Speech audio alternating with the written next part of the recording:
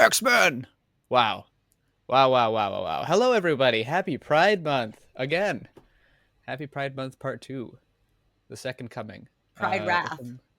Yes. Yes. You fucked around in June, but now it's July.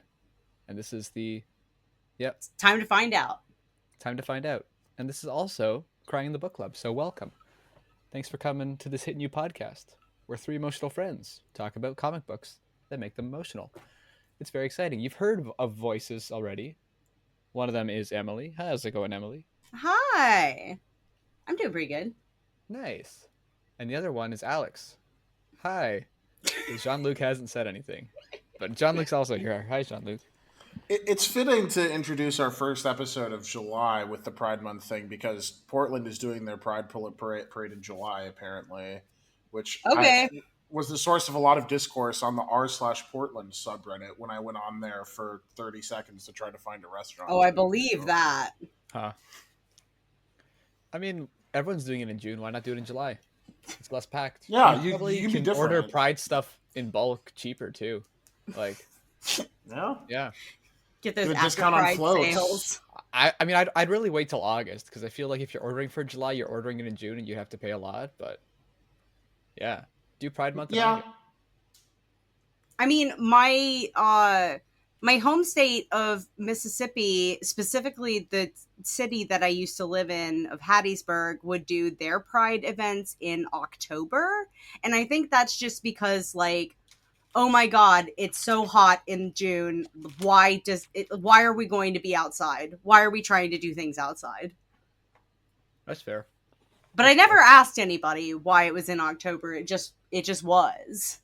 Maybe because, like, on Halloween you could dress up as cool stuff, but they're like, oh, you could do it every day of the month. Why not? I like that answer. I don't think that's it, but I like that answer. Thank you. Thank you. Well, how are you guys doing on this wonderful day? This wonderful eve, if you will. I don't want to spoil what we have for this episode, but I would like to make a statement at the top of the show, which is, I'm sorry that the first time I pick a random X-Men comic from the 80s for us to read, the very first chapter involves Kitty Pryde saying the N-word. Well, it's not the first chapter. It's like the first chapter. Is it not in the first chapter? It is in chapter 1. It's not like in the first few pages, but the little kids get shot before that. But that's like a prologue, and then like we're in chapter 1. I thought, like, well, it's because it's okay because Chris Claremont is making a sociological point and doing some cutting social commentary. I mean, a bad sociological point, but sure. Oh, we'll get to that. Don't you worry. I just felt when I... Had you not seen that panel before, by the way? Never in my life. Okay. Jean-Luc, I opened up this book and I started reading and I got to that panel and I said, oh God. So I have not read X-Men God Loves, Man Kills before. I'll let Alex introduce it. But I have seen that panel before. Never in my life. Alex is going to do the introducing the comic and stuff. But I read it in the Marvel Unlimited app, where A, that is actually censored. And B... Oh, good for them, actually. Right after the credits page... They've inserted a page which it looks like this, which you guys can't really see it. I'll read it. White text on black background. Please read that this to me. Previously published content includes negative depictions of peoples or cultures. These stereotypes were wrong then and are wrong now. Social change is a journey, and we must acknowledge where we've come from to build a more inclusive future. So thank you, woke Marvel Comics, for ruining my X-Men reading experience by reminding me of wokeness. It's a Disney thing because the Muppet Show had the exact same thing. Whenever they have the old racist flag in the background, so there's a few episodes of that, and they were like, because we got the message for it. And I'm watching the episode, I'm like, wait, what's like Kermit the Frog's not saying the N-word? What's going on here? Like, what is the reason here? And it was just like, oh, there was the the flag for the whole time in the background. So I can report that my official Kindle version that I bought on Amazon does not censor it, nor does it have any sort of panel like that. So, thanks, Jeff Bezos. Anti-woke Amazon, woke Disney, you know, it's Crazy. I know I'm supposed to introduce the thing, but I found an X-Men OC generator, and I'm gonna generate it for you too. So please, who wants to go first? me. Wait, what do you mean me. you're gonna generate it for us? Like, do you have to Like put in? Alex is just gonna like click it and generate us generate, a random and then it's X-Men yours. OC. It's random. Okay, so it's an X-Men Yeah. Sona, X-Sona. Yeah, this is our X-Sona. Okay. All right, so who's first? All right, Emily. Oh, interesting. All right, so Emily, you are a human mutant. 17 years old. Your power, you can manipulate others' minds. You have brown eyes and red hair, just like you do in real life. You tend to make healthy life decisions, just like you do in real life. It's and you enjoy playing computer games and aerospace engineering in your spare time. Oh yeah, two things that I love in real life. Like the first one's just so normal. It's like, oh, you play computer, and then aerospace engineering. Your favorite Well, food yeah, is she's hot just dogs. playing Kerbal Space Program. Yeah, that's true. You like hot dogs, and you have silver and light blue combat attire. That's your costume. So Well, you Hell are yeah. wearing a white blue tank top, so Yeah, I am wearing works. like a turquoise blue tank top. So Yeah. But you know, are you in the X-Men? You are in the X-Men, and you're the adopted child of Logan, the Wolverine. wow. This is definitely AI generated because it's talking about hot dogs again. It says you're friends with a man named Mr. Lee who sells hot dogs, and your famous quote. I'm gonna send it to you so you can, you know. Oh, I can do You can I act can it out. do like a line read. Yeah. Okay, but like This Before- works. It fits. It fits. I would say this. Okay. I can't believe there's a cat somewhere inside my house. Amazing feeling. Love cats. And he's here in my house somewhere. And I may encounter him. What a treat. I feel like this is literally something- talk that way about my cat. I was gonna say, I feel like I would see this tweet like a week from now with a picture of Buster beneath it. You know, like it just, Literally, like, this is me with Ditto in my lap Googling, does my cat love me? Like, So you know what? As far as X-Men OCs go, not bad. I will say none this of the feels very powers- like Zodiac in the way that it's like weirdly on point. It does. It's also like, I don't know. It's nothing fucked up, which is a little disappointing because most X-Men powers should be. We you know we'll talk about it here, but the X-Men in this book are like, oh, it's the hot X-Men. They're fine. They live their lives, whatever. But Jean-Luc, are you ready to get your first I almost said Fursona X-Sona generated? I'm ready. I hope it gives me something like Beak. I want to be a Okay. messed up little freak. All right, you're a human mutant, male, Damn. also 17 years old. Maybe this thing's broken. Who knows? But you can shapeshift into inanimate objects. Okay. Brown I'm like eyes, a and mimic black from hair. Dark Souls. Yeah. You have eidetic memory. You enjoy sports and fighting in your spare time. Classic. Uh-huh. Your favorite food is tortilla. Just like Well, Yeah. not too Taco far Bell? off, I suppose. Look, uh, it's been like 2:30 a.m. and I'm like coming out of a fucking Halo session and I'm like, damn, I'm hungry. I'm not above just eating a tortilla, Give me a tortilla. out of the fridge. it kind of sounds like it's Taco Bell coded, so that's close. I will say this is more Emily, but it's green and lime green combat attire. Not that you wear it, but it's the hair. So yeah, there's some synergy. Maybe Jean-Luc and I can switch. I am wearing a Coheed and Cambria shirt that is like green. Oh, that's a It cool. does have green That's on it, cool. yeah. It's a little more yellowy but that's lime green, right? It's, I guess.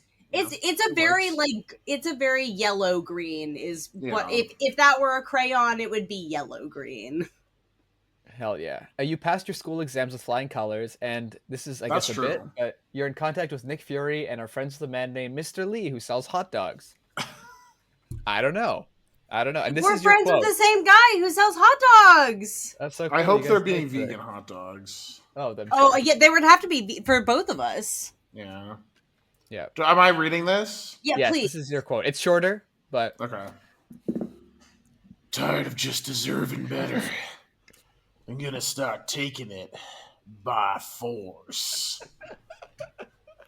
Oh, I wasn't expecting you to do a voice. It was like Batman with a southern drawl, a little bit of Remy in there. It's a little like bit of- I threw a little Gambit in there, in Damn. honor of X-Men. Damn. That's a good. Those are two good ones. All right, mine quickly is human mutant female, 18 years old. I'm a year older. Respect me. Just like real life. I'm Animal Man. Thank you. Can take it to the form of any animal I see, which is better than Animal Man actually. That is. Animal Man. Is it better than Animal Man? In some cases, it's better. I mean, I guess if you turn into an ant, that doesn't help you. If it's a little Yeah, ant. that's worse. It's worse. But I have blue eyes and red hair. I tend to make healthy life decisions. Look at us. Who would have thought? Who'd have thought? Wow. Wait, did Nice. I make Yeah. healthy life decisions? Yep. Oh, did. okay. That's good. And I enjoy singing and swimming in my spare time. My favorite food is raspberries, and I have red and brown combat attire. I'm not in the X-Men, but I was experimented on by Hydra, so a little bit of Okay, there you maybe go. a little more twisted there. I'm allied with Logan the Wolverine, the adopted father of Emily there, and I'm friends with some of the students at Xavier School for the Gifted. I don't know the hot Wow. dog guy; it's not a thing. And my quote's exactly the same as Emily's. This generator sucks. Anyways, we're talking about the wonderful X-Men comic that we already skirted around a bit. X-Men: God Loves, Man Kills. Marvel Comics graphic novel. Original graphic novel wasn't a monthly published thing.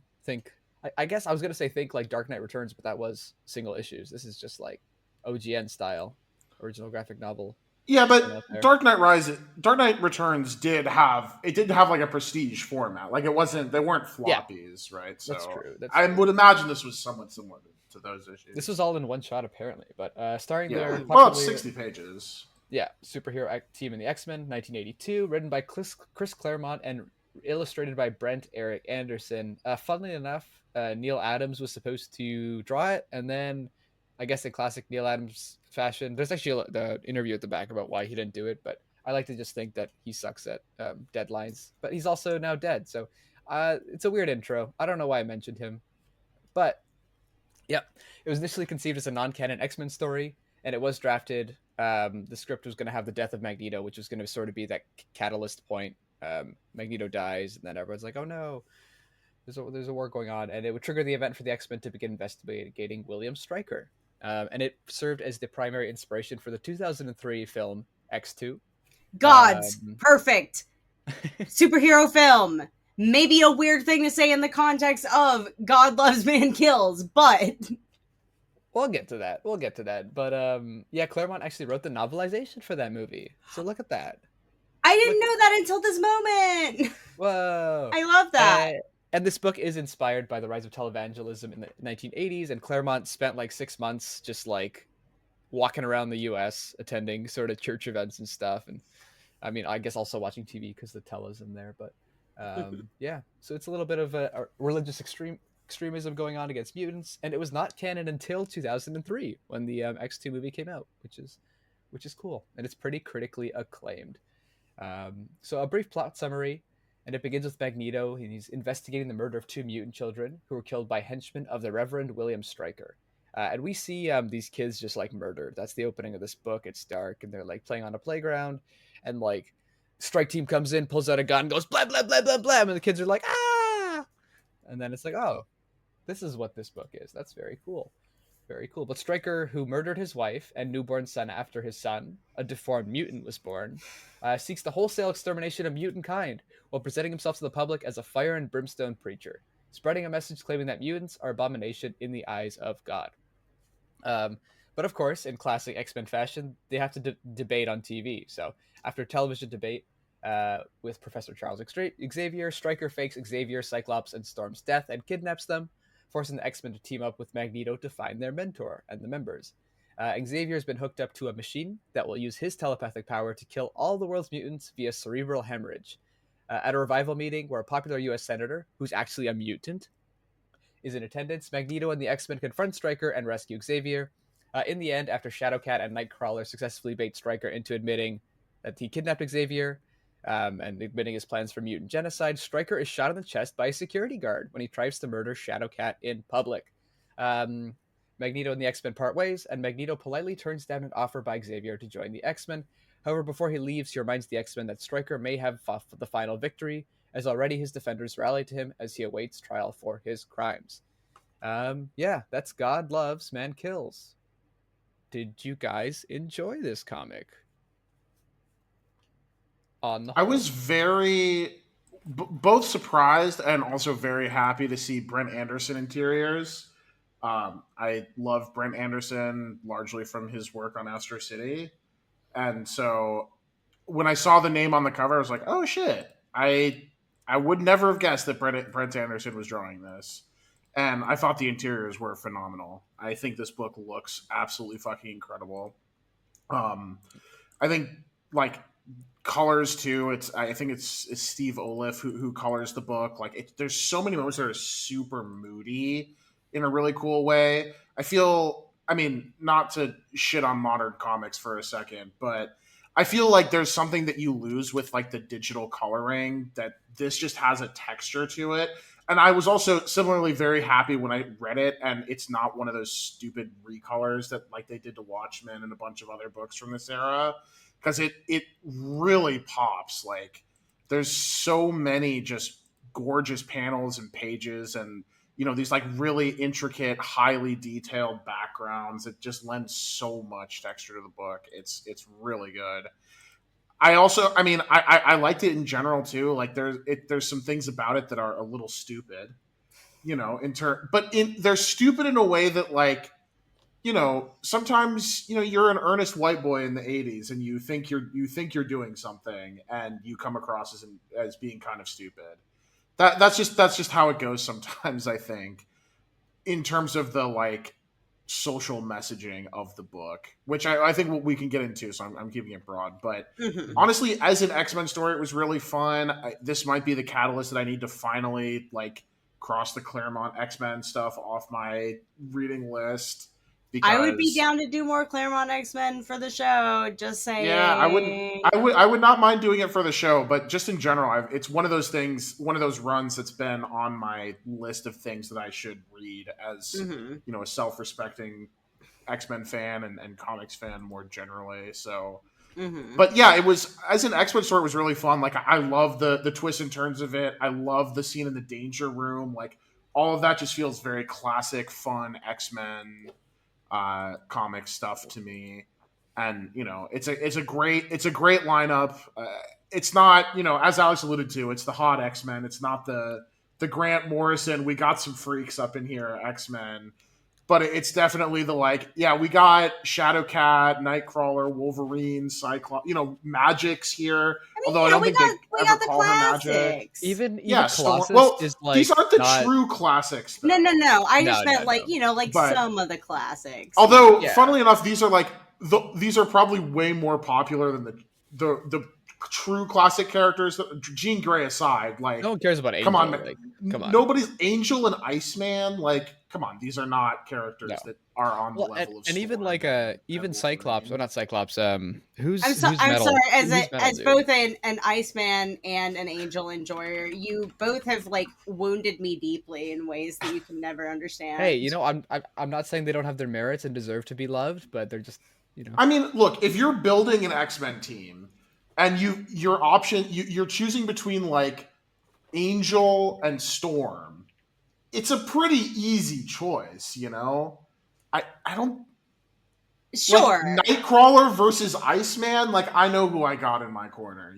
It's the choice is it's close but clear. As look, I just feel like if we're gonna open this episode with Happy Pride Month and then engage in Iceman slander, like maybe you guys fair. need to check yourselves before you wreck yourselves. Is That's all fair. I'm saying. Maybe we in 20 he years wasn't will look gay back at until this like moment. 6 years ago. Unfucking true. I think it was like 2016, so I guess it's been like 8 years unfucking true. But all that said, even like Colossus, who's like normally like, oh, like a little bit of a freak, like is a shiny guy, and this one it's like, oh, I can just turn it on and off. Like my metal skin's not. Well, that's how Colossus used to be for Yeah. a long time. Colossus was like that. Yeah, That's how he They're is all- in X2. they're all regular folk. I think it was like an AVX thing that was when he lost the. Maybe he could do it again. I don't know, man. The X-Men change their shit all the time. Yeah. Yep. But yeah, no, I really enjoyed it.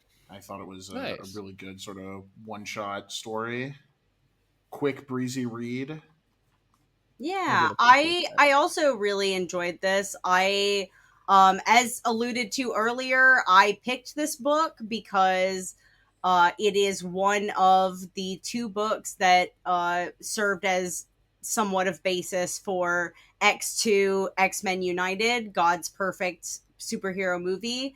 And I kind of, if I had known when I thought about it that there, like, I didn't remember that there were two books that served for the basis of the movie. If I had remembered that this was so short, I would have maybe recommended that we like kind of do both it and whatever that fucking Wolverine Return or Return to origin Weapon comment. X, Yeah, whatever, the which is Return also to Weapon short. X. I would have probably recommended we do this as like a maybe like a double feature, just to like an X2 double feature, just for funsies. But I really enjoyed reading this. I was really interested in when I like, because I didn't really know much about this comic until like kind of earlier this year, actually. Because even though I love X2, I just never really looked into the comic that was the basis for it. And I was very interested in the concept of like William Stryker as a like evangelical preacher rather than a government scientist. So that like was one of the reasons that I just happened to like kind of pick up this book at random and then say like, hey, we could do this because I happen to have it now. But I really enjoyed it. I thought it was really interesting. I have some bones to pick with it. I think there are some racial things in this book, even other than like the Kitty Pride inward situation that I didn't totally love. But the art was fucking phenomenal, and I had mostly only known Chris Claremont's X-Men by reputation, so I kind of liked this as like maybe a bit of like an aperitif to actually checking out Chris Claremont X-Men in the future. So yeah, I had a great time. Really enjoyed Hell it. yeah. And it's Hell also yeah. it's really short, and it's a really nice time to be able to just kind of like sit and enjoy like a short little comic story. So yeah. Yeah, I mean it's a comic that has like very high stakes, but at the same time there's like so many fake out deaths in it and like moments where it's like, wait a minute, they're not dead. The car didn't explode. They're fine. This got out just in time. It's like it's towing that line of like we're a serious like, you know, comic and prestige, but also being like, hey, the 60s were like, you know, a couple decades ago and we're not really that far removed from those comics too. Hmm. But Honestly, oh, yeah. go ahead. Sorry, finish your point. No. I was just gonna I, transition. okay, I was just gonna say that the fake out deaths are sold so well. The Hmm. page where Nightcrawler answers the phone, and there's like that two panel of him, like, you know, he's Nightcrawler, he's swagged the fuck out, answering the phone, got a little smirk on his face, and then transitioning from that to like his eyes go wide and he just looks like he's been hit in the chest. Like, it is an incredible double. Like, those panels are incredible. And Mhm. then, you know, below that on the page you have the five characters, and then they're in the dark and Wolverine standing in the doorway and his shadow projected over them. Like, Hmm. it's one of those things where, because I'm not 5 years old, I don't for a second believe the characters are actually dead, right? But they sell the anguish of the characters in the story so well.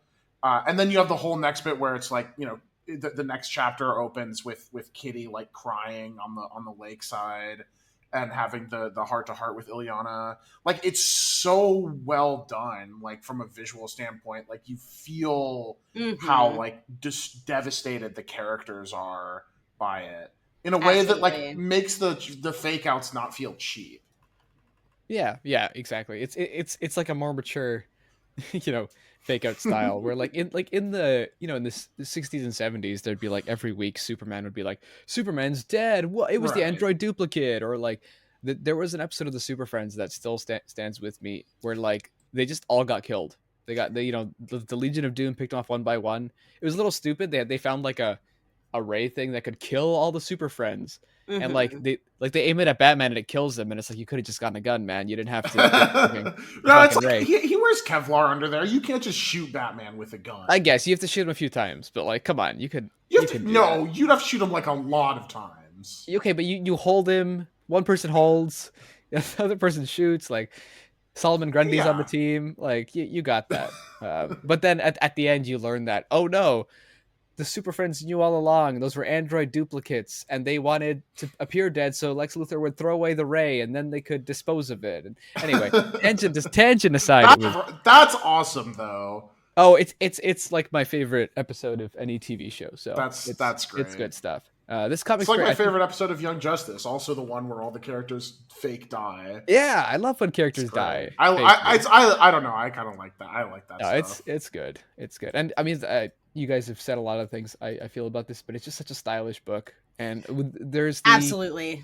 sort of like 6 panels where you just meet the X-Men, and it's like a little bit of a silhouette of them with really vibrant colors, and it's describing their powers and stuff. And it's just like a moment where you're looking, and you're like, fuck yeah, this is the X-Men. Some of that is like very Miller-esque to me. Not Mark Millard, but you know the good, Oh. the better Miller. Frank Miller. I don't want to say yeah, That's but all you know you it's gotta very it's very much like how can we show these characters in like super exaggerated like Oh, yeah. almost like propaganda poster style ways, right? Like it's Yeah. but it's a great sequence. Yeah. You Yeah. know? Yeah, and I mean, I Like think you the just book is- imagine that, and I know you'd have to blow it up so much, but that like the Storm one especially, you can imagine seeing that plastered like on a wall somewhere. Mhm. That'd be sick. It'd be sick to have those 6, just like, or whatever many it was, just like Yeah, 6. Yeah, nice photos. Magic did Like, not yeah. get one. She's not on the team. Nope, Magic's did not. Other stuff happened, but Bro thinks she's yeah, on and the team. I think that like I did enjoy it, but it feels like haven't read a lot of X-Men. A lot of the X-Men stuff I read's been more modern or or watched. So it's like I've read stuff that's like paying tribute to this or like working on the ideas of this, which makes this not feel new and stuff like that, which isn't a bad thing, but it almost feels like oh cool. And I mean we have a thing later, but like what new ground does X-Men have to cover today, or is it just sort of like the stuff where it's like it because it is still relevant today in many ways, which is I guess a double-edged sword of like Mhm. what are you doing new with the X-Men, and does the X-Men need to do anything new?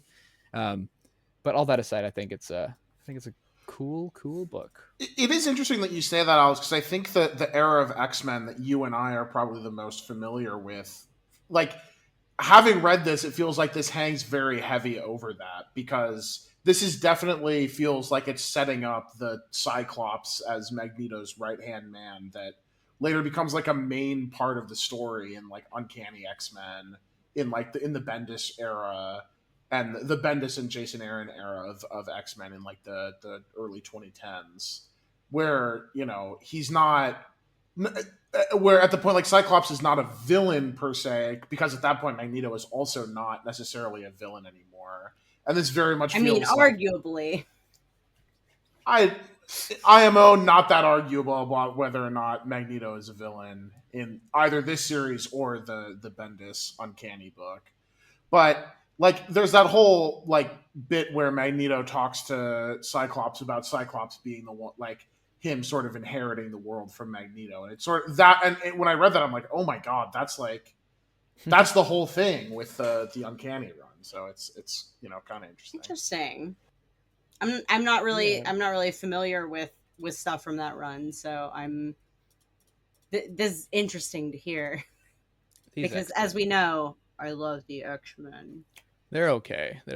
Fuck off. And I guess we should just jump into the whole how has this book aged since the 1980s? Because again, like I guess we just said, there's a lot of things that I think really still rings true to X-Men and probably like modern X-Men comics today, and it's kind of like the core. And I mean, Claremont's run on this title was 16 years, and this happens right in the middle of it, which is, I mean, I haven't read the other stuff, but I like that has to be like one of the all-time runs if the quality is like this, because it's like, wow, 16 years on a character, not happening these days for sure. But yeah, I guess broad strokes, how do you guys think the comic has aged since its initial 1980s release? I mentioned like some issues with some racial stuff. I feel like there's like a scene in particular with like these gangsters that feels very gross and racist in a way that made me like feel very weird to read. I guess that was like one of my big complaints, is that I just was like, come on, man. Like, It's so out of place, it feels like, too, because like just with what the it book doesn't is, and feel then like it's the just whole like, I what? wouldn't classify this as a book that like feels racist most of the time, except for that like the gangster scene and like the one comment from Kitty in the beginning, which I don't even like, I guess it's not my call to say whether or not it is racist, but it feels like it feels more just like poorly thought out from like a white writer trying to make a point, and maybe he could have said a whole handful of things otherwise that were not a racial slur that needed to be censored from the official Marvel Comics app. But I don't know, like I feel like there are themes in this book that carry, and that like you can kind of see, like, because I've always interpreted X-Men as kind of having a slow shift from like the oppression metaphor being like a racial one to being like an LGBT one, at least in like the modern day. I feel like they still include elements of racial oppression in like some X-Men comic books, but it feels like as like a whole there's kind of been like a gradual move from like representing one type of oppression to the other, and this feels like sort of a like transitionary piece in that journey, because it feels like they're making kind of both of those points in different ways. Yeah, and I think that's the other thing with the X-Men, where like it is kind of like a metaphor for a lot of different like groups of people over the years, where It's like really in a just way, like what is the like contemporary oppression that we want to like tell a story about, and you're able to kind of use X-Men as a metaphor for that. yeah, yeah, and I mean in some ways that makes it just more universal, but in other ways it's like makes it, moments like this where it's like, oh well, it's a little, Yeah. doesn't age quite as well, for sure. Yeah. There's definitely some stuff in the portrayal of Stryker and his followers that I think also has not aged well, and was one of those, definitely like was probably also not true at the time, in terms of like, there's that one moment where I think it's Cyclops who makes the appeal to Stryker that you wouldn't treat other people like this on the basis of the color of their skin, and it's like, well, no, actually, mega pastors and their insane religious fundamentalist followers absolutely would. It's kind of the Yeah. vibe. And then there's the through line where, well, who the good guys are who really save the day in the end. It's our The boys cops. in blue.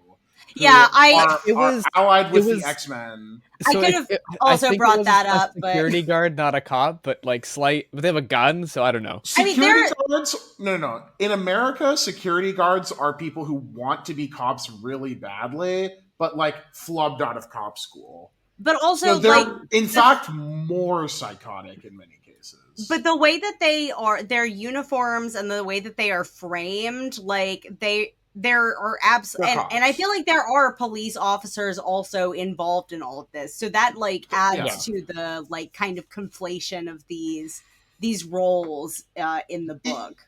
It's weird that it's like, we got woke cops, policing the. Yeah, it's It is a really little weird. The white supremacist rally. It is really. It's a weird. different time. It's a different time. I get that it's such a different time, but also it feels like the type of thing that like only a white writer would. Well, sorry. Even at this time, less so that it's a different time, but it's also like clearly coming from a place of like privilege and not like having exactly a keen sense of everything and being like, oh. Alex is absolutely right that like, it's like, even pre like 2020, probably most X-Men writers would probably be, or like comics writers in general, even probably be like, oh yeah, no, cops are we salute our boys in blue, you know. Yeah, sure. It's really like the last couple of years, really, where the tenor has shifted on that discourse. And I think that that's absolutely like part of why they're portrayed that way, even though it definitely does undercut the actual oppression metaphor, because you're not oppressed if the like violent, if the state violence is, you know, can be wielded in your favor. You know, that's kind of the opposite of how it works, which is, you know, again, that's a more contemporary lens. That's obviously like, I don't think Chris Claremont was, you know, reading, you know, like the new Jim Crow or whatever, which it wasn't even published back then, but whatever the like contemporary equivalents were, like he's not engaging with stuff like that. So it's hard to hold it against him too much, but it does make actually reading this book, like doing a close reading of like what it is trying to say thematically, way more muddled in a way that I do think is kind of interesting, because it is almost like this sort of optimistic, like very optimistic take on us. Our society really can be better. We actually don't have to oppress people like we do currently. And if only people will, you know, realize that mutants and black people are just like us, that will finally get, you know, as like a popular thing where like a lot of the background characters, like the people who are on the talk show with Xavier and Stryker, they're like, hey, you know what, this Xavier guy is saying good stuff, but this Stryker guy is a little scary, but people are like it's like speaking towards like there's so many background characters, and at the rally the security guards too, and like other people are like, you know what, these X-Men are actually, you know, they seem to just be people. I don't know why why we're treating them like this. So it's like a little bit telling the reader kind of what to think, or like what the majority of people are thinking there.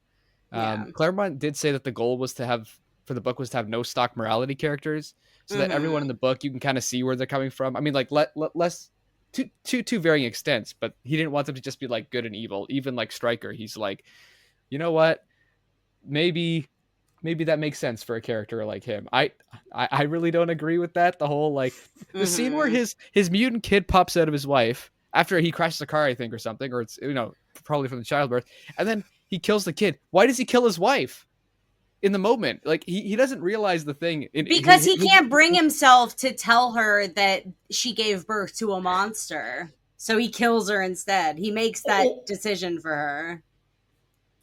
Yeah, I think it's also partially wrapped up in this shit. He talks about the shame of like killing his kid of it all, right? I think that plays a role in it too. Yeah.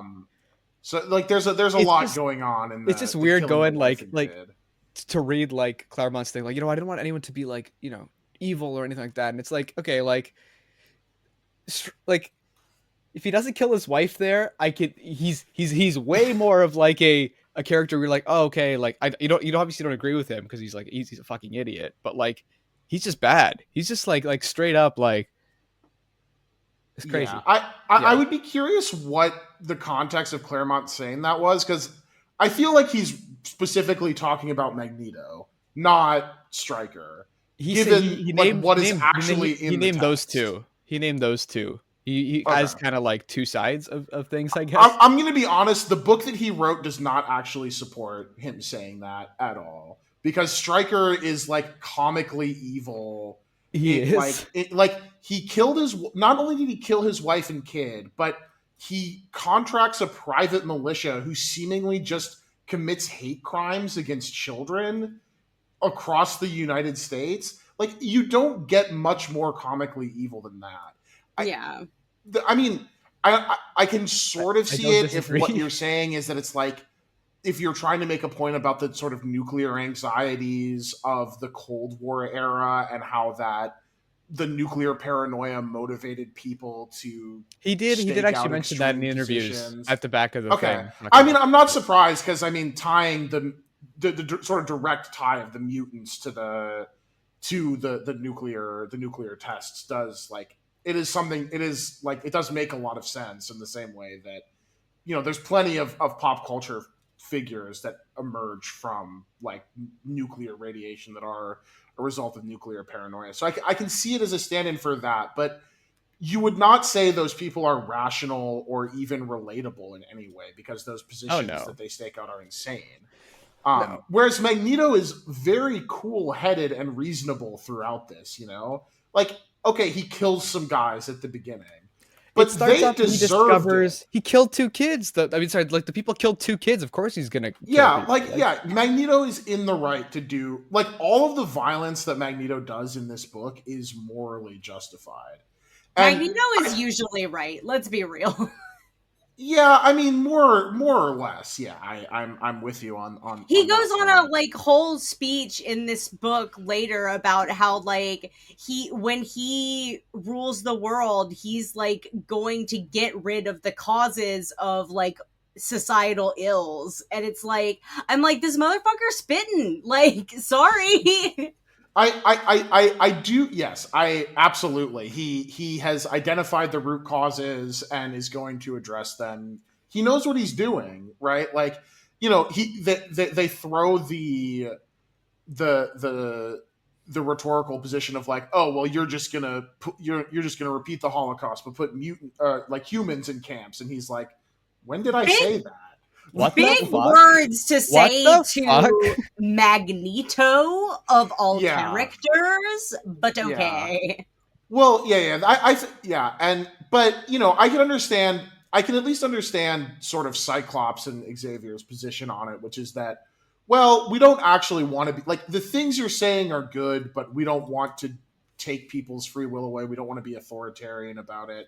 Which, you know, as a statist, I disagree with that. But you know, it's a defensible, like, ethical position. You know, I can Mm-hmm. understand And why it's a cool people. way to end the book, and also like you create some tension going forward, because I think as much as it's interesting because this book was not canon, so it's like, what is it really leading to? And I'm not Yeah. sure what if Claremont after this, because I know he said it wasn't canon, but I'm curious to Mm-hmm. see what his X-Men run was around this point and if this had anything. But like you think about it and you're like, oh, it's kind of cool because like not only is Magneto's looming overhead to be like, hey, if this doesn't go well with Stryker, which is probably not going to go well, I'm going to do something. And you're like, well, you know what? You actually have a lot of good points too. So it's Yeah.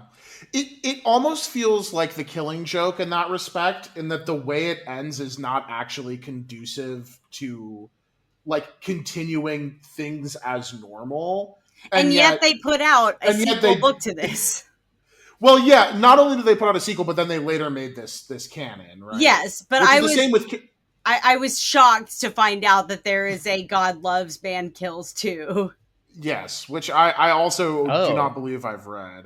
I think it's I, embedded in a later Uncanny X-Men run from the early 2000s. Ah, Is my understanding. I see. is So it Claremont as well still?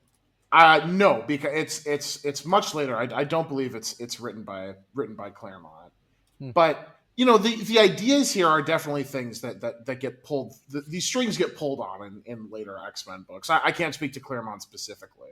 Mm-hmm. But you know, one thing I actually, you know, we've kind of talked about how it hasn't aged well. Like, some parts of it haven't aged well, and like there's some incongruencies in the text. But I really do appreciate that in this era of comics, at least, writers were actually writing stories like this that were, you know, whatever disagreements I may have with what's in the text are actually meaningfully about, like, politics and social issues, Like and they're actually actually, political. yeah, like, actually Yeah. political, and not just like. And again, like, I'm not disparaging modern comics. I think a lot of them are quite good, but Mm-hmm. you know, and it's great when they introduce new LGBT characters and new, like, characters of color and all that stuff. But like, you don't really get as many stories. Like, ironically, they tried this with X-Men, and then Hickman got kicked off the book by Marvel because he was doing too many, he was saying too many political things in his X-Men books. And so it's really kind of refreshing to read something like this that isn't, I mean, sanitized is the wrong word, but that it kind of conveys the idea I'm trying to get across. So it's not sanitized at all. Like, there's no concern about actually tackling these political issues. Like, yeah, it's still a superhero story. At the end of the day, like, the big climax is Magneto shows up and shoots they shoot beams at each other, and they throw a bunch of thugs around and beat the shit out of them. Like it has the superhero stuff still, but it's couched in terms that are much more compelling, because it's really less about that and more about this sort of like triangle of conflicting ideologies that are very clearly staked out. Like it is very clear what, like, you know, what Magneto believes, what Stryker believes, what Xavier and the X-Men believe, and that is sort of the core conflict of the book, more so than the rest of it. It's and that is really compelling to read. You know, Agreed. I also agree. I also think there's some goated Jean Grey, Jesus Christ, Kitty Pryde moments in this book. Oh yeah. It's really, I mean, everyone says this, but this is like 60 pages of like, yeah, this is, you know, Kitty Pryde is the soul of the X-Men. Like, she is kind of like the cheerleader. Like, obviously, a cheerleader is demeaning because she is a very competent superhero as well. But, like, you know, she's the one with all the ethos. Like, the rest of them are kind of like these weirdo repressed people. And she, like, is the one who, you know, like, Cyclops does his whole thing at the end where he's, like, spitting logic on the mic at the Mega Pastors mic event. And then, you know, Kitty Pryde just rolls up and talks about how, you know, how much she loves Nightcrawler, and it's like it's a really good moment, and I love those, like, those like the characters have like those defining ethoses to them. It's, I don't know, it's really good. It's a really well written comic on the whole. So I haven't seen X2, but this comic has heavily inspired it. Do you like the movie adaptation? Alex. Alex! I watched the first scene with Nightcrawler like a month ago. Alex! That was cool. That was in the White House. If you want to be really bored for 2.5 hours, X2 is the movie for you. John Luke, I'm killing you with my bare hands. X2 is a movie that I love so goddamn much. I think it is the best X-Men movie that they made. I think it is maybe the apex of superhero movies. I love it. I rewatched it today in preparation for this episode, and I was literally just hooting and hollering the whole time. I have a friend that lives in my apartment building, and sometimes he comes over and just like hangs out and works on like drawing stuff that he has to work on. And like, I was like, okay, I'm going to be watching X2 like while you're here. And he's like, okay, fine. And I just kept like stopping the movie so that I could like info dump random bullshit about X-Men and specifically this movie at him, because he's not seen any of the X-Men movies. No, I fucking love X2. And I think, honestly, some of the plot stuff I think is maybe done a little more interesting in X2 than in this comic, or at least like I think that what they take from this comic is very interesting, and what they do with it is very interesting, and it does fit like a slightly more modern sensibility, which I guess I'm a little partial to. I think the movie's got some great performances, especially Brian Cox as William Stryker, I think is fucking phenomenal. I have a question about William Stryker later as part of this movie question, but yeah, I love this movie a lot, and I mean, it is the reason that I picked this book, because I love this movie and I wanted to read part of the book that it was part of the books that it was based on. And I had a great time having an excuse to rewatch this movie. Hell yeah. So I'm sorry that I guess I'm the only person that has a like positive opinion about, or I'm the only person that has a real opinion about this movie on this podcast. I loved X2 until I tried rewatching it a couple of years ago, at which point I realized the first hour of that movie is great, and the second hour is such a fucking slog. Okay, I mean, where they're like, just running around Stryker's base for like it has its flaws, minutes on end. It goes on so long. Like, it's this great, like, rapidly paced movie for the first hour. It's like Nightcrawler scene at the beginning, great.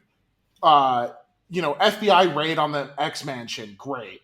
The, you know, Bobby coming out and scene Wolverine, at Bobby's parents. yeah, they're like they're on the run. They get chased down. Great scene. They hook up with Magneto and they're like all on the jet talk, like chatting. Great scene. Wolverine and Jean Grey have sex, starts going downhill, and doesn't recover.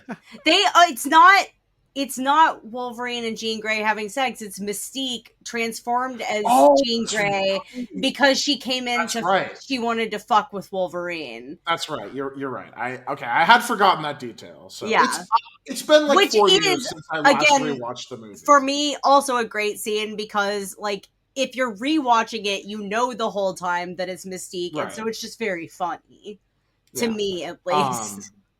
I may rewatch it again. Look,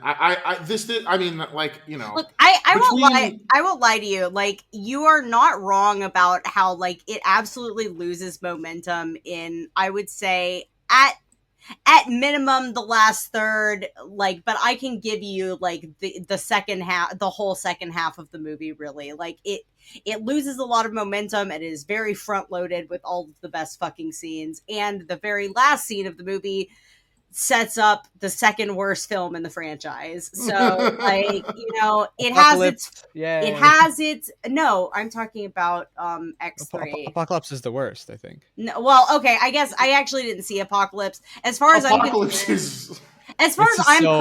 concerned, the worst two movies are X-Men Origins and then X3, but I imagine if I watched Apocalypse, it may bump X3 in a certain direction. Apocalypse might be worse than Wolverine. X-Men Origins. Really? That's honestly impressive. At least X-Men Origins Wolverine has like a something going on. Because I hate X-Men Origins Wolverine. I also hate X-Men Origins Wolverine, but Apocalypse is just like, I have a positive memory about it because I saw it in an empty theater with 7 of my friends or whatever. Oh, that sounds fun. And so it was a good time. But that might be one of the worst movies I've ever seen. I literally tapped out of the X-Men franchise right before that movie came out. So that would be like why I don't have that on my roster. First Class and Days of Future Past are like totally fine movies. Yeah, and the second Wolverine solo movie is good too. The one in Japan. Yeah. But yeah, after that it does fall. I mean, I'm in the minority on Logan, obviously, but yeah, Apocalypse and Dark Phoenix are truly. Oh, geez, but every day of my life, I have to remember that Dark Phoenix exists. Yeah, but Apocalypse might be a uniquely fucked. Yeah, I'm like one of 5 people who saw that because I had Movie Pass. Oh yeah, I mean, why not? No one else was going to see X-Men Dark Phoenix in 2019 or whatever. Yeah. But yeah, I might rewatch X2 again. I'm in they're doing the big reboot of not reboot, but they're relaunching all the X books right now. Mm-hmm. This was great. So we did Morrison's X-Men not too long ago. So I've got the X-Men on the mind. So hell yeah. And I had this is a question that I added, so I'll ask. Yeah. In reference to X2, this was something that I thought about while watching it earlier. Do you think it's possible that the evangelical element of Stryker's character was cut from the film adaptation for fear of courting controversy from Christian groups? 100%. It's also why they've cut it from the comics version of his character. Oh, is that a thing that's happened? Yeah, like Stryker doesn't have that back. I don't know that much about like Stryker past this book. Yeah, basically, Stryker's just a military guy now. I mean, he's a military guy in this too, but he's a military guy who became a Yeah. I agree with you. It's very stupid that they got rid of it because it is such a perfect foil to the X. It makes him an even better villain for the X-Men. Yeah, I thought about it like because there is even that like additionally that like Bobby coming out to his parents scene, basically. Yes. Like the X-Men movies did kind of lean into the like LGBT metaphor, I imagine, because Bryan Singer is a gay man. And if they had put the evangelical element of this story into X2, that would have become even more of a like, controversy with anti-gay Christians, and it was just not something that I had thought about before. So I was wondering how anyone else felt about that. Yeah, I think that's absolutely has to do with it. You know, once again, anti-woke Hollywood won't let us shit on, you know, the fundamentalist Christians in America. We hate to see it. Truly. But I also think that it's like it's such a bummer too, because it's such a core component of God Loves Man Kills, that he's a Yes. Christian, that he's an evangelical pastor, because It's almost like how does his ideology exist without it? Like, well, yeah, exactly. Like it all comes back to him believing that, you know, it goes back obviously to the like his son being born like some deformed mutant from like the nuclear testing, but like it's how he rationalizes what he did, right? Like it's so, and in X2 his son is still alive, so like it's a little bit different, the portrayal of how all that goes down, obviously. But it is such a core component of his conflict with the X-Men, which is that he literally believes they are from hell. Yeah. And also, like, thematically, it's so important to A God Loves Man Kills too, because like there's this whole aspect of it that is about, you know, it's about showmanship and, you know, how American media is like corrosive to the mind. Yes. Like it's very perfect. It's very perfect that this comes out, I think, not quite in the Reagan administration, because Reagan's elected in 82 and this book comes out in 82, I think. But it feels very poignant that this comes out like right around the time that they're repealing things like the Fairness Doctrine, and that like this is the rise of right-wing talk radio and evangelical like televangelists, and it's such a perfect foil. It's such a perfect way to incorporate in the metaphor, because what do those people spend a lot of their shows doing? They're, you know, dog whistling about race science and homophobia, and in some cases not even dog whistling, but straight up regurgitating like Nazi talking points. And it's like it's a great sort of skewering, a kind of satirical take on that character. Not in the funny way, but in the, you know, the sort of fiction, but in the fictionalized sense. And I love that scene at the beginning with the TV debate, which comes up. I feel like every X-Men writer has to do a Charles Xavier, you know, as a debate lord on TV. They should do. Oh my god, they should do a scene in one of the new books where like one of the X-Men has to go on Twitch and like debate one of the like debate like a Twitch streamer. That would be awesome. My god, that would be awesome. I have Cyclops debate Hassan Piker. Yeah. Hassan might be on Cyclops' side. Not gonna lie. No, he probably would. That was just literally the first like Twitch debater name that came to mind. Cyclops debate Destiny. I was gonna say they should do a Destiny bit, and they should have him debate Magneto, and the whole time Magneto's doing like the Norm Finkelstein thing, where he's saying he's getting his name wrong the whole time. Yes. It would be really good. X-Men writers, hit us up. But no, like I do love that, because it is, you know, there's the conversation afterwards about how, you know, Xavier was making good points, but he wasn't appealing to emotion as much. It was this like bombastic appeal to emotion, and then, you know, at the end, like that's kind of what Kitty does too, but it's a, you know, appealing not as much to fear but to empathy. It's I don't know, like that stuff is that's another instance of like you wouldn't see that necessarily in superhero comics today. Like I definitely don't think that they would be brave enough. Yeah, the ability to tackle things like that is really incredible. I mean, and you know, they'll always throw in like, oh, we have like, they'll throw in like these like Alex Jones InfoWars style, like, you know, characters, but they're never actually doing that, right? Like, it's very tame in comparison, and it's really cool to see that in superhero comics, and you know.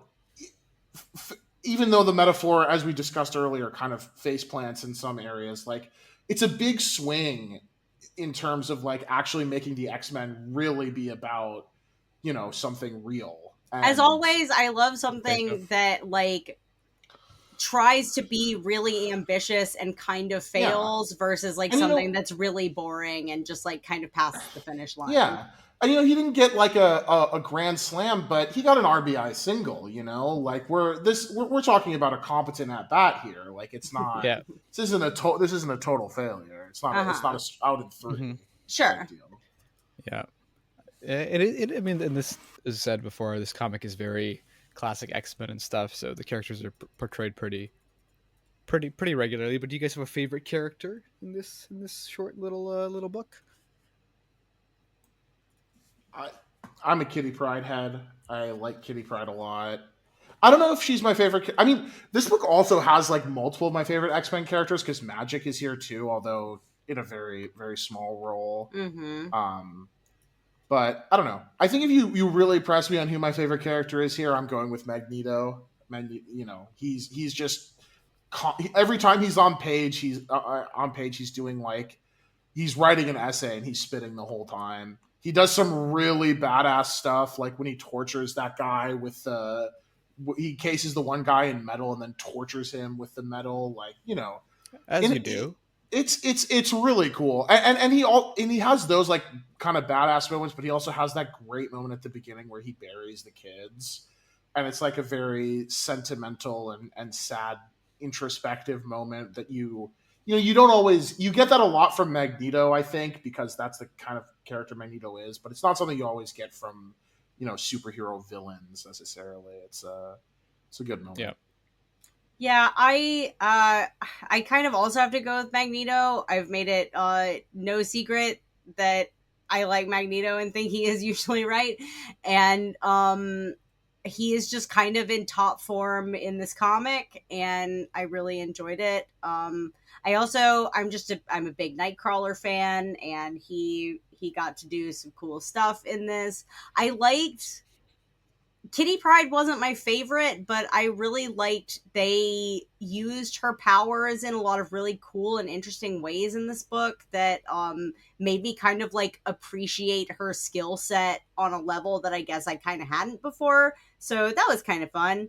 But she has a really standout moment in that danger room scene where Yeah. she's sort of like she takes over as like the team leader and sort of like what would normally be you would normally think of as the Cyclops role. Yeah. And you know, I like you know, Kitty Pryde is always kind of portrayed as being like super competent and on top of shit, but it is a great moment. There's also the moment where she's like on the run from the like the striker whatever they're called. I don't remember Purifiers. The Purifiers, yeah. When she's on the run from the Purifiers, like, and she's like kind of having to like phase through a bunch of stuff, and she's got to like phase a whole guy, and like I enjoyed a lot of those Kitty Pryde moments. For sure. The bit where she like phases fully underground is like a Last Jedi style when you realize Luke's actually projecting himself kind of moment. Of like, Whoa! What do you mean she can do that? Yeah, it's great. Yeah. Alex, did you have a favorite character? No, they all suck. I like I like the two kids at the beginning. I think they were really hitting it well, doing well, and then, you know, didn't work out for them, but still a lot of respect for those two. The last question I have that is kind of another moment where the race thing is a little weird because it's very much trying to evoke like a lynching, but for mutants, which again, like it. In the context of the story, I think like it works because like that is what Stryker's organization is doing, and I think like it's very obvious like they're two black kids, so like they're clearly Claremont is trying to evoke that.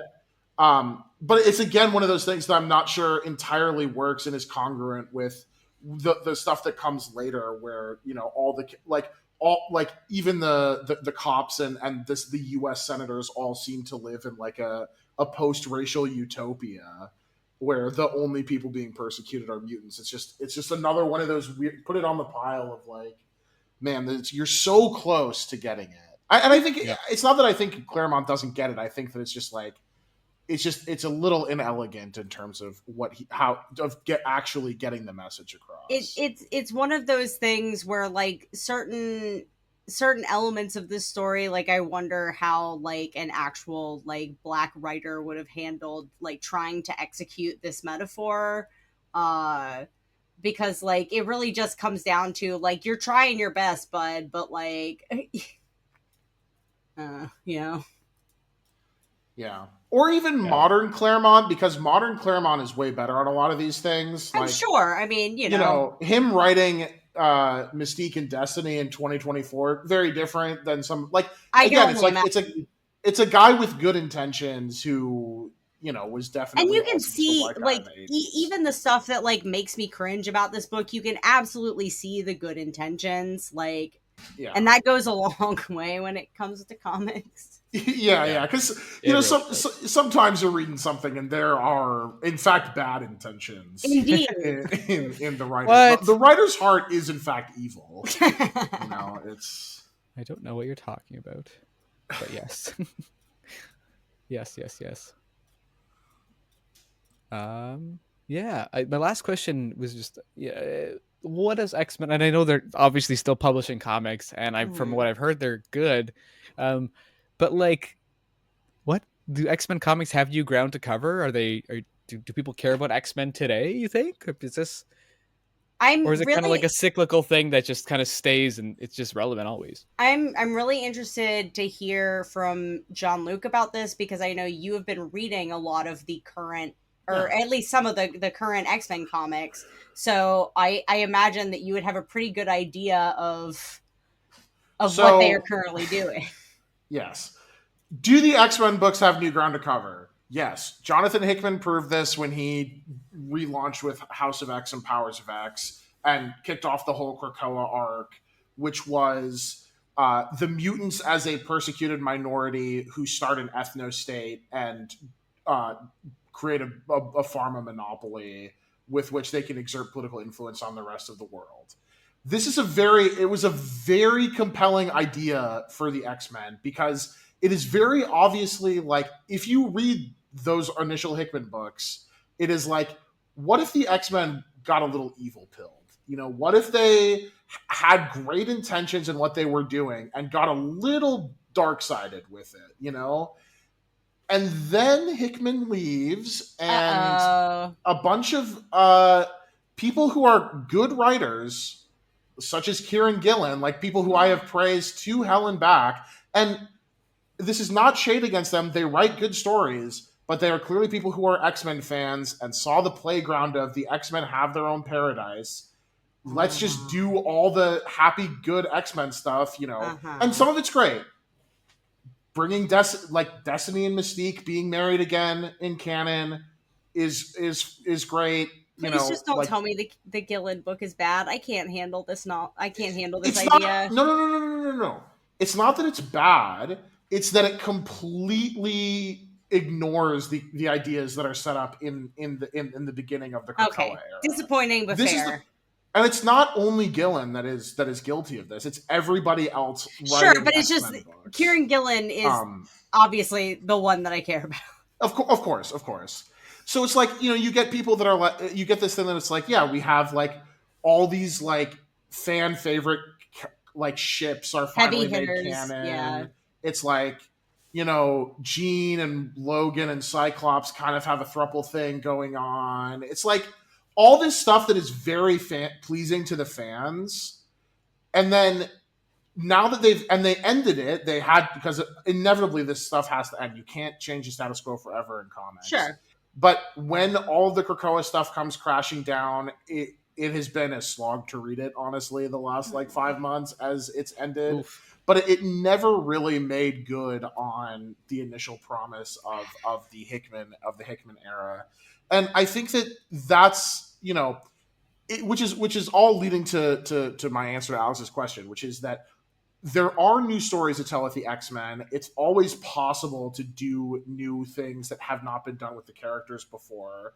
I mean, even as recently as like 10 years ago, I would say, like, I'm very mixed on Bendis, but he was doing great stuff with the X-Men.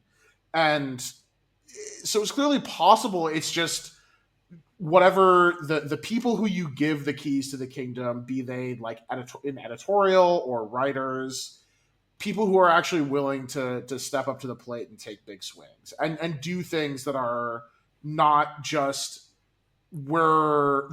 concessions to we are a flailing industry and we need to do whatever we can to attract as many people who are fans of the IP to read this. Mhm. And comics are in kind of a unique position where it is genuinely very tenuous for Marvel and DC Comics, and if they were not IP farms for the biggest entertainment properties ever, they would be out of business by now. Mhm. But you know, like it's definitely possible. I'm always hopeful for the future of the X-Men. Even though I have been burned many times by being hopeful for the future of the X-Men. So we'll see, I guess, is the answer to that question. Yeah. Ultimate X-Men Innocent, great book, one of the best books going on right now, but you do know, love me also some unrelated to everything else. I love some Ultimate X-Men, so maybe I'll have to check Yes. that out. But I mean, I'm obviously not keeping up with current X-Men books, but so I don't know other than what John has talked about, like what new ground they are covering, but like I feel like there's always potential with the X-Men as characters. Like the X-Men as like a metaphor is pretty malleable. You can do a lot of things with it, and it's just you got like such a like gigantic diversity of characters and possibilities that like it feels like the X-Men is kind of a universe where you could do anything if you like really if you have the right story and you like put the work in, like the like you could do anything. Yeah. I mean, I think it's almost fitting that we're ending on this question because Chris Claremont's run on this on the X-Men was like 16 years, which is like insane. But obviously, in that time, you can make a status quo change, you can try something, and you can see it through, and you can do that thing, which is not a thing in modern comics. And that's No. not to say that it can't be done. Because I mean, even look at this comic. This was a out of continuity X-Men story that resonated with people and then became continuity as a result of it, like, you know, many years later. Not saying that continuity means it's good, but like, I don't know. It is significant when something that wasn't in continuity is so beloved that it becomes continuity. Like it's not a mark of quality, but it is like it's a significant thing to happen. In this case, it is. Yeah, exactly. Yeah. It's also significant that it was out of continuity for like almost 20 years, right? It's not like I compared it to Killing Joke earlier, which was also a book that was not meant to be in canon. Mhm. But Killing Joke was like instantly made into canon by editorial, you know. So it's a little different in that respect. Yeah. It's got to have staying power. And not that the Killing Joke wouldn't have had staying power, maybe if they didn't make it canon, but it would have. But you know, it obviously became a big deal that it was canon. Yeah. But yeah, it's I mean, to a degree, it's also telling the influence that Claremont has that they're still having him come back and like write X-Men. Like he's not writing an ongoing, but like, you know, like I said, the end of the Krakoa era, the big oversized issue has a Chris Claremont story in it. Nice. Yeah. So like, you know, I think there might be with X-Men in particular, and I think I alluded to this. There is a little too much of a reverence for the past, and I'm sure that past is great. I as I said, I have not read Claremont's run on the book, and I would like to, but I have, you know, that's the same reason Morrison left the book, right? Was that, you know, they didn't like working with Marvel editorial on the book, that editorial was overbearing and didn't let them do the things. The issue is people like the X-Men a lot, and so it's hard to change it up. You ever want to you ever want to see some like really kind of insane people like try to find like the X-Men Twitter accounts? And also, like, thanks for listening to the show. Look at the things they're posting. Some of them are insane in a good way. Like some of it is positive, but you know, some of them are. Sure. As with anything good, sometimes you have fandoms that take it a little. Which I mean, like if you're looking at Morrison's run, it's a lot of new stuff. And again, I mean, we joked about how this is the sexy X-Men, and Morrison kind of has the other ones. But like, I think that is the idea of like, I mean, obviously, in this, the being an X-Men is treated with baggage, and it's associated with like different groups that are like seen as minorities or impoverished, or something like that, marginalized groups. But in Mhm. that one, it's just so like it's a physical like that guy has a chicken head. What are you gonna do about it? It has nothing to do with the powers. Even it's just about like existing kind of thing, which I think Mhm. is that definitely did some new things there. Yeah. But yeah, I'm That's always why down to it. Deadpool is the most persecuted X-Men, because he has all those facial scars that Of make it course. impossible for him to be seen in public. Have I they think done he would a? just be excited you called him an X-Men. That's true. True. Have they done a Dark Knight um, parody thing with Deadpool, where like how do I get these scars? Have they done that in the movie yet? I feel like I I'm I sure feel like they've done that in a Deadpool movie. I'm I sure that's don't happened. know, but I would believe it if you told me they did. There's no way it hasn't happened. It like there's just no way that some hack writer writing Deadpool could like that all of the hack writers who have written Deadpool in the last 20 years have resisted the Mhm. urge to do a want to know how I got these scars jokes. Mhm. It Well, may very well are even be in the movies, and I'm forgetting about it because those movies are maybe. I mean, there's very so many. forgettable. They throw so many jokes in that Yeah. movie that it's Right. like thing. Oh, are you guys getting that? It's like in my head. It's like a transmission. It's like from Charles Xavier, but it's something Doomsday Clock. Oh, okay. Oh, okay. No. It's a new segment we're trying out. It means it's first. Sorry. Charles is a little jumbled. It's a time for our first ever Cry Space. He's getting older. Come on, like he's got the powers, but sometimes you don't get things right. This is part of the show where we're gonna highlight one thing that made us cry this week. Huh? Anybody have anything prepared? I do. Would like to go first? All right. I'm ready, and my cry space is that the twins. My Oh cry space is shit. that the Twin Cities Alamo Draft House surprise closed on Thursday, and I had tickets to an event at the Alamo Draft House on Saturday. So I did not get to go to that. It was a brunch showing of one of my favorite movies, But I'm a Cheerleader. So I was devastated. And so I just watched the movie on Saturday with some DoorDash brunch and cried on my own. Heck yeah. Did you get a That did I'm you, did you Rip get a Alamo refund Draft. on? I did get it. I did eventually. The refund was processed a lot quicker than I thought it was going to be. We got it by like Tuesday, which I thought was gonna. I thought it was going to be like weeks. that is very sad, but like for you, and I'm sad that that happened to you. But Uh huh. also in my you know permanent jihad against the Alamo Draft House, I simply have to celebrate the closing of one of What's wrong those with the Alamo Draft horrific House? But I hadn't even gotten institutions. to go to one. I Do never got you to do have you the. want What the what's wrong with it? horrible experience of somebody ordering another order of chicken tenders halfway through a movie? It Oh depends shit. on the It's movie. so bad. I Okay, understand that it was bad during Zone of Interest. I probably wouldn't have gone to see Okay, Zone of Interest at an Alamo Draft I, House. I didn't see Zone of Interest in an Alamo Draft House, but that had to have been horrible. For me, it was people like being in a theater during Park Chan Wook's 2022 masterpiece Decision to Leave, and Oh constantly being yeah. interrupted by people ordering more drinks and fries and shit.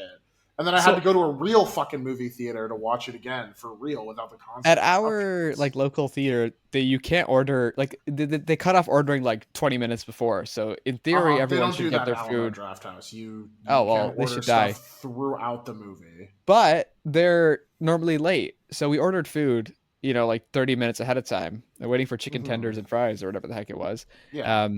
And it was to see the Batman, and it arrived 45 minutes into the movie. Oh.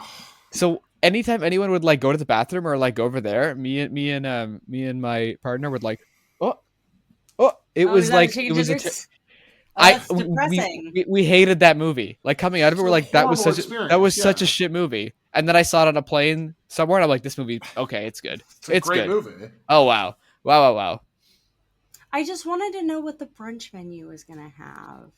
That's fair. I'll And never like I know. said, I feel bad for you as my friend, but I feel Also, if good it's a movie as you've somebody who seen before, despises the Alamo Drafthouse. like I feel like Alamo Drafthouse all works if it's a movie you've seen a lot and you know all the words. So if someone's ordering chicken over here, it's like okay, whatever. That's also fair. Like It's fine. if Yeah. people were ordering things throughout, but I'm a cheerleader because I've seen it a dozen times, like I would not be like unless people were being like really loud and obnoxious, I would probably not. I would be fine, I guess. Do they call people over to order? Like I can't So, imagine during a there's movie.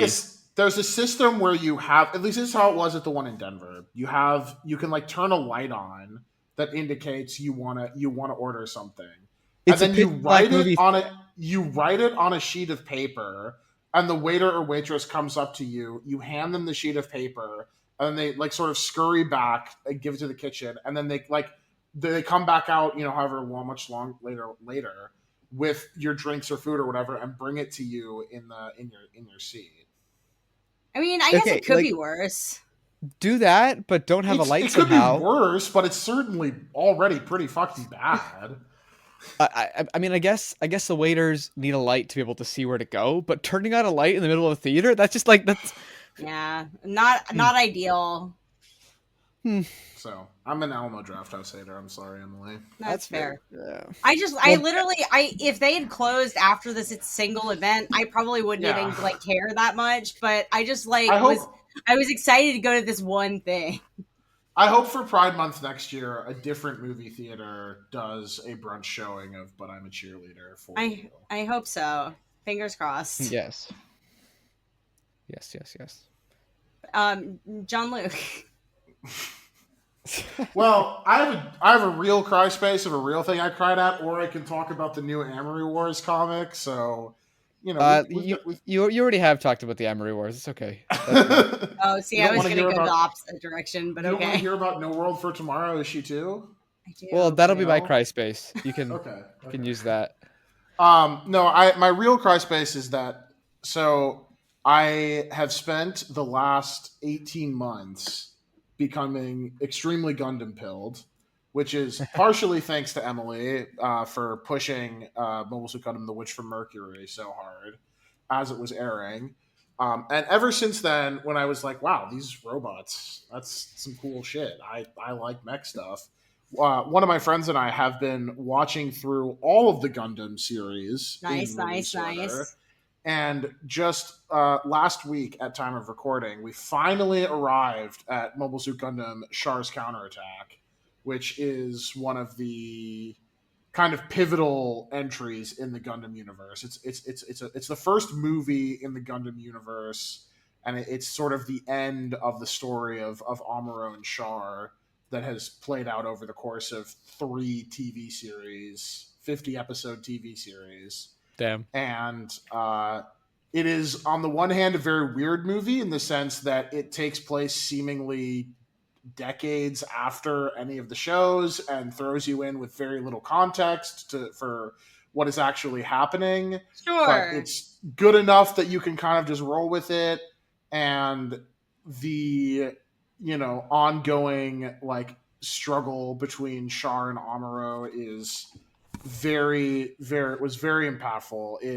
It landed, it worked very well. It's one of those, in a lot of like classic anime fashion, very much walking up to the door of we are gay for each other. Oh yeah. And also we but we can only express our romantic feelings by brutally murdering each other with Exactly. our mech suits. Exactly. You get it.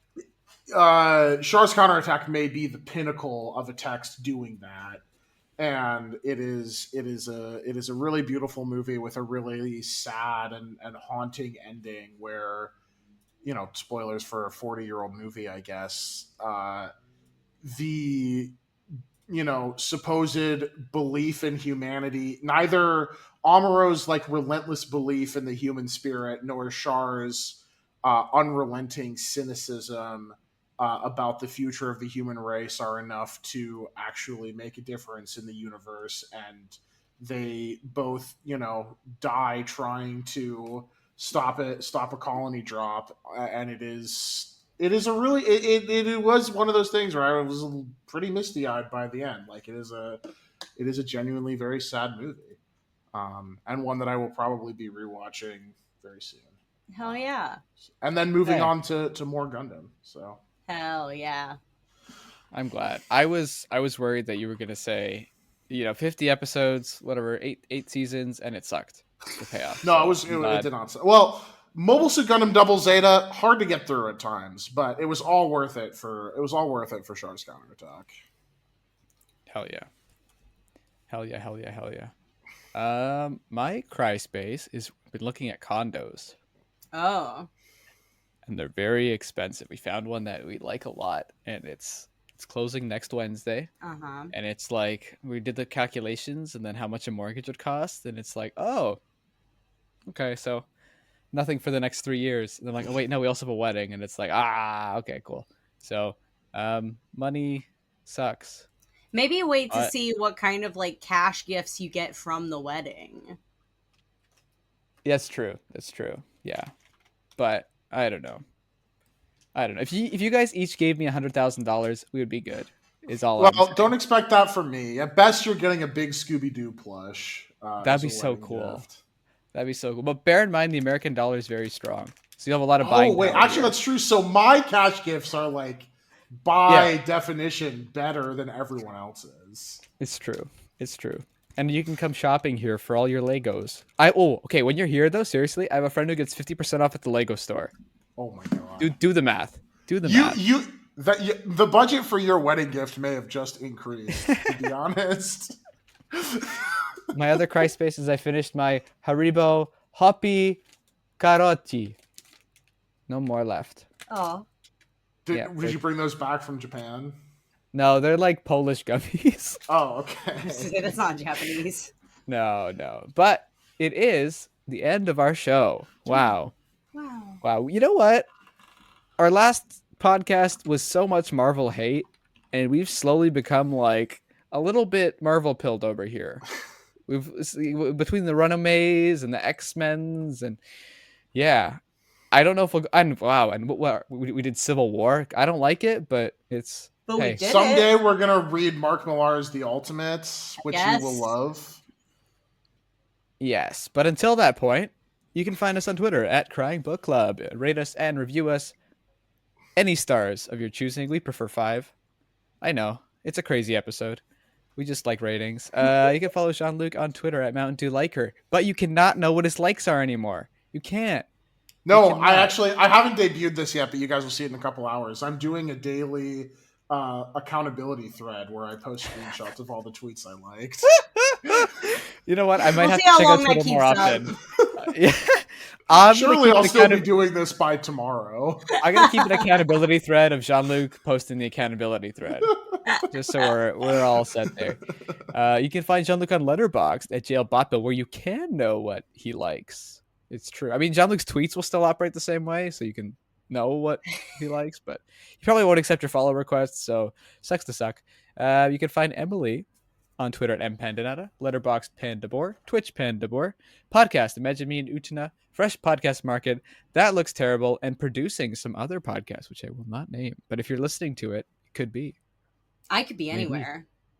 It's true. And you can find me on Twitter at Alex Hansiak, although all I do is repost stuff for work, so don't follow me there. And then sometimes I see a post by Emily, Chad, or Jean-Luc, and I'm like, nice. Nice. But now people won't know if you like it. That's true. But that's probably good for Alex. He doesn't need the posts of mine he's liked showing up, for people to know about. I've missed my opportunity for that to happen. But don't worry, the accountability thread will work. All in all, X-Men, God Loves, Man Kills, and Crying in the Book Club will be back in 2 weeks. With Traveling to Mars, right? That's what we're doing next time? I guess. What? That's the Mark Russell book. Didn't we had a call. We talked about this. We did. I just didn't remember. What are you talking about? I do actually remember us talking about a Mark Russell book or something. What are you talking about? What? Just roll the theme. Traveling to Mars. What?